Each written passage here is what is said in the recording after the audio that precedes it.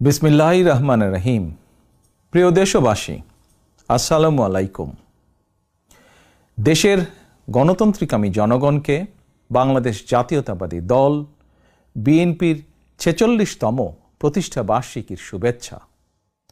প্রতিষ্ঠার পর থেকে আজ পর্যন্ত রাষ্ট্র পরিচালনা কিংবা বিরোধী রাজনৈতিক দল হিসাবে দেশে গণতন্ত্র এবং মানুষের অধিকার প্রতিষ্ঠার প্রতিটি আন্দোলন সংগ্রামে বিএনপি দেশ এবং জনগণের স্বার্থ সমুন্নত রেখেছে। এ কারণেই শত প্রতিকূল পরিস্থিতি পেরিয়েও দেশের গণতন্ত্রকামী জনগণের কাছে স্বাধীনতার ঘোষকের দল বিএনপি সবচেয়ে জনপ্রিয় এবং বিশ্বস্ত রাজনৈতিক প্রতিষ্ঠান। যাদের নেতৃত্বে, যাদের আত্মত্যাগে, যাদের শ্রম ঘাম মেধায় বিএনপি আজ সারা দেশে জনগণের কাছে বিশ্বস্ত প্রতিষ্ঠানে পরিণত হয়েছে, দলের প্রতিষ্ঠা বার্ষিকীর এই শুভ লগ্নে তাদের সবার অবদানকে আমি শ্রদ্ধার সঙ্গে স্মরণ করছি। প্রিয় দেশবাসী, দেশ বর্তমানে ইতিহাসের এক সন্ধিক্ষণে এসে দাঁড়িয়েছে। ছাত্র জনতার আকাঙ্ক্ষার বৈষম্যহীন বাংলাদেশ গড়ার কঠিন এক চ্যালেঞ্জের মুখে অন্তর্বর্তীকালীন সরকার। হাজারো শহীদের আত্মত্যাগ আর অসংখ্য ছাত্র জনতার নিদারুণ যন্ত্রণাকর পরিস্থিতির মধ্য দিয়ে গত ৫ই অগস্ট দেশ স্বৈরাচার মুক্ত হয়েছে। তবে গণ অভ্যুত্থানের সাফল্য এবং সম্ভাবনা নস্যাৎ করে দিতে স্বৈরাচারের দোসররা এখনও ষড়যন্ত্র অব্যাহত রেখেছে। আমি বিশ্বাস করি, বাংলাদেশের পক্ষে শক্তি সতর্ক থাকলে বাংলাদেশকে আর বিপথে নেওয়া যাবে না, আর পথ হারাবে না আমাদের এই প্রিয় বাংলাদেশ। প্রিয় দেশবাসী, ষড়যন্ত্র কিংবা অপপ্রচার চালিয়ে গত ১৫ বছরের অনাচার অবিচার জনগণকে আর ভুলিয়ে দেওয়া যাবে না। রাষ্ট্রীয় স্থাপনা গণভবন ছিল দেশের রাষ্ট্র ও রাজনীতির ঐতিহ্যবাহী স্মারক।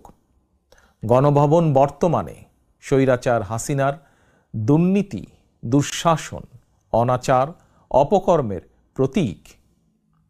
ইতিমধ্যেই বিভিন্ন মহল থেকে এই গণভবনকে গুম, খুন, অপহরণ এবং গণহত্যার মিউজিয়াম হিসাবে প্রতিষ্ঠার দাবি উঠেছে।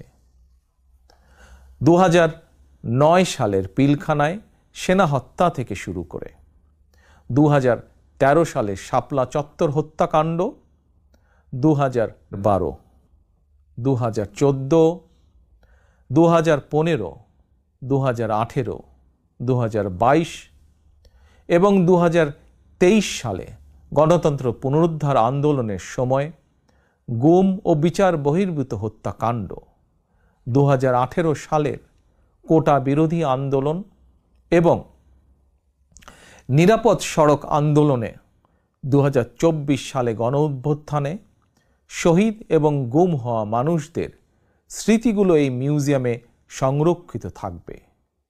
অবৈধ ক্ষমতায় থাকার জন্য বাংলাদেশে আর কোনো শাসক যাতে স্বৈরাচারী হাসিনার মতন বর্বরচিত পথ অনুসরণ না করে, ভবিষ্যৎ প্রজন্মের কাছে এই মিউজিয়ামেই সেই বার্তাই বহন করবে।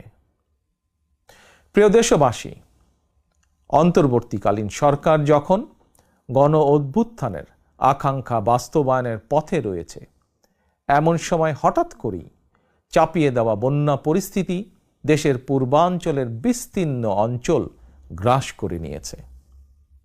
বন্যার করাল গ্রাসে প্রায় ১ কোটি মানুষ কম বেশি ক্ষতিগ্রস্ত হয়েছেন।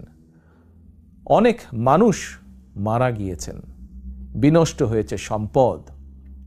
এমন পরিস্থিতিতে সাধ্যমতন বন্যার্তদের পাশে দাঁড়াতে বিএনপি প্রতিষ্ঠা বার্ষিকীর সকল কর্মসূচি বাতিল করেছে। ইতিমধ্যে কোনো কোনো এলাকায় বন্যার পানি কমতেও শুরু করেছে। ফলে যারা বন্যায় ক্ষতিগ্রস্ত হয়েছেন, এই মুহূর্তে তাদেরকে বন্যা বিধ্বস্ত ঘরে ফেরানো কিংবা তাদের পুনর্বাসন প্রক্রিয়া বন্যাকালীন পরিস্থিতি থেকেও কিছুটা জটিল। সুতরাং আপনাদের কাছে আমার বিনীত অনুরোধ, আপনারা বন্যায় ক্ষতিগ্রস্তদের প্রতি আপনাদের সহযোগিতা দয়া করে অব্যাহত রাখুন। সমন্বিতভাবে ক্ষতিগ্রস্তদের পাশে দাঁড়ান। বিশেষ করে যেসব পরিবারে নারী, শিশু, বৃদ্ধ কিংবা বৃদ্ধা রয়েছেন, অগ্রাধিকার ভিত্তিতে তাদের প্রতি দয়া করে সহায়তার হাত বাড়িয়ে দিন। সফলজনকভাবে বন্যা পুনর্বাসন প্রক্রিয়া সম্পন্ন করতে একজন নাগরিক হিসাবে সরকারি উদ্যোগ বাস্তবায়নেও দয়া করে সক্রিয় ভূমিকা রাখুন। প্রিয় দেশবাসী, রাষ্ট্র, রাজনীতি, শিক্ষা, সংস্কৃতি, অর্থনীতি, জনপ্রশাসন, বিচার বিভাগ সকল ক্ষেত্রে দেশকে এক নৈরাজ্যকর অবস্থায় রেখে স্বৈরাচারী হাসিনা পালিয়েছে। দেশকে একটি ঋণ নির্ভর, আমদানি নির্ভর, পরনির্ভর করে রেখে স্বৈরাচারী হাসিনা পালিয়েছে। শুধুমাত্র একজন হাসিনাই পালিয়ে যায়নি, তার বিনা ভোটের মন্ত্রিসভা, বিনা ভোটের সকল এমপি, এমনকি তাদের নিয়োগ দেওয়া বায়তুল মোকাররমের খতিব পর্যন্ত পালিয়েছে। দেশের এমন নজিরবিহীন ভয়ানক পরিস্থিতি অতিক্রম করে জনগণ এখন সম্মান এবং সমৃদ্ধির পথে এগিয়ে যেতে চায়। তাই দেশকে জনতার কাঙ্ক্ষিত বাংলাদেশে রূপান্তর করতে রাষ্ট্র সংস্কার কার্যক্রমের কোনোই বিকল্প নেই। তবে রাষ্ট্র সংস্কার একটি চলমান, দীর্ঘমেয়াদী এবং ধারাবাহিক প্রক্রিয়া।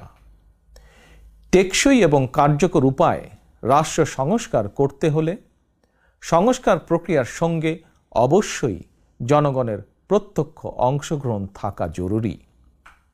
গণতান্ত্রিক বিশ্বের দেশগুলোতে জনগণের ভোট প্রয়োগের অগ্রাধিকার নিশ্চিত করার মাধ্যমে রাষ্ট্র সংস্কার কার্যক্রমে জনগণের অংশগ্রহণ নিশ্চিত করা হয়ে থাকে।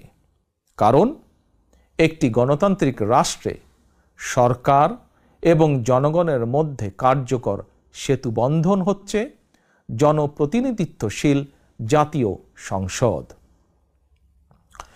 প্রিয় দেশবাসী, জনগণের লুণ্ঠিত ভোটের অধিকারকে পুনঃপ্রতিষ্ঠিত করে একটি জনপ্রতিনিধিত্বশীল সরকার প্রতিষ্ঠার লক্ষ্যে রাষ্ট্র সংস্কারে প্রথম পদক্ষেপ হিসাবে অগ্রাধিকার ভিত্তিতে নির্বাচন কমিশন, আইন শৃঙ্খলা বাহিনী, জনপ্রশাসন, দুদক সহ সাংবিধানিক প্রতিষ্ঠানগুলো সংস্কার কিংবা পুনর্গঠন জরুরি।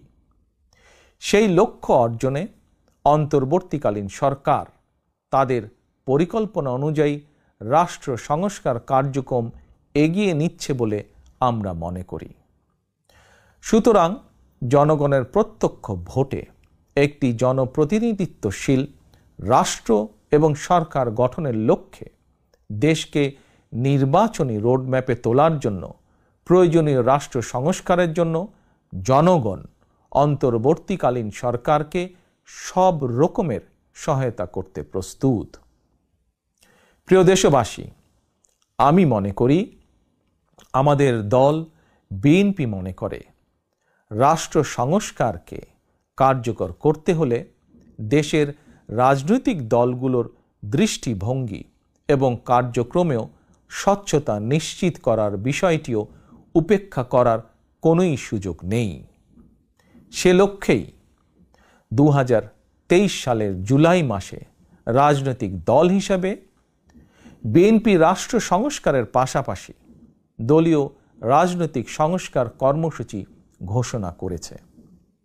বিএনপি সকল মত ও পথের সমন্বয়ে বাংলাদেশি জাতীয়তাবাদের ভিত্তিতে একটি অন্তর্ভুক্তিমূলক, বৈষম্যহীন ও সম্প্রীতিমূলক সরকার প্রতিষ্ঠা, নির্বাচনকালীন দল নিরপেক্ষ তত্ত্বাবধায়ক সরকার ব্যবস্থা প্রবর্তন, রাষ্ট্রীয় ক্ষমতা ভারসাম্য প্রতিষ্ঠার লক্ষ্যে নির্বাহী বিভাগ, আইন বিভাগ ও বিচার বিভাগের ক্ষমতা, দায়িত্ব ও কর্তব্যের সমন্বয় করা, পরপর 2 টার্মের বেশি কেউ প্রধানমন্ত্রীর দায়িত্ব পালন না করা, উচ্চ কক্ষ বিশিষ্ট আইনসভা প্রবর্তন, এমনকি সংবিধানের 70 অনুচ্ছেদ সংশোধন করার বিষয়েও পরীক্ষা নিরীক্ষা করাসহ রাষ্ট্র সংস্কারের জন্য 31 দফা রূপরেখা দিয়েছে। আমি মনে করি, আমাদের দল বিএনপি মনে করে, জনগণের কাঙ্ক্ষিত বাংলাদেশ গঠনের জন্য রাষ্ট্র ও রাজনীতি সংস্কারের বিকল্প নেই। দীর্ঘমেয়াদী রাষ্ট্র সংস্কার কার্যক্রমগুলো জনগণের প্রত্যক্ষ ভোটে নির্বাচিত সরকারের মাধ্যমে হলে সেটি বেশি কার্যকর বলে জনগণ বিশ্বাস করে এবং গণতান্ত্রিক বিশ্বেও এটি স্বীকৃত। প্রিয় দেশবাসী, আমাদের আর পেছনে তাকানোর কোনোই সুযোগ নেই। পলাতক স্বৈরাচার জাতীয় জীবনের 15টি বছর কেড়ে নিয়েছে। সেই দুঃস্বপ্নকে দূরে ঠেলে দিয়ে দেশের জনগণের সামনে একটি বৈষম্যহীন, নিরাপদ, মানবিক বাংলাদেশ গড়াই বিএনপির আগামী দিনের লক্ষ্য। বিএনপি বিশ্বাস করে, তথ্য প্রযুক্তির বর্তমান বিশ্বে কথামালার রাজনীতির পরিবর্তে বর্তমান প্রজন্ম প্রতিশ্রুতির বাস্তবায়ন দেখতে চায়। সমৃদ্ধি, সম্মান এবং সম্ভাবনার দ্বার উন্মোচন দেখতে চায়। এজন্য রাষ্ট্র ও রাজনীতির কাঠামোগত পরিবর্তনের পাশাপাশি ভবিষ্যৎ প্রজন্ম এবং কর্মক্ষম জনশক্তির সামনে সম্ভাবনার সকল দ্বার উন্মুক্ত করে দিতে হবে। নৈতিক মূল্যবোধ এবং কর্মমুখী শিক্ষানীতির পাশাপাশি দেশে বিদেশে কর্মসংস্থানের নতুন ক্ষেত্র তৈরি করতে হবে। বৈদেশিক কর্মসংস্থান নিশ্চিত করতে প্রয়োজনে অগ্রাধিকার ভিত্তিতে রাষ্ট্রীয় উদ্যোগে দক্ষ শ্রমশক্তি তৈরি করতে হবে। গণতন্ত্রকামী প্রিয় ভাই ও বোনেরা, এবার আমি সারা দেশে আমার দলের নেতাকর্মীদের উদ্দেশ্যে 2টি কথা বলতে চাই। আপনারাই বিএনপির প্রাণ।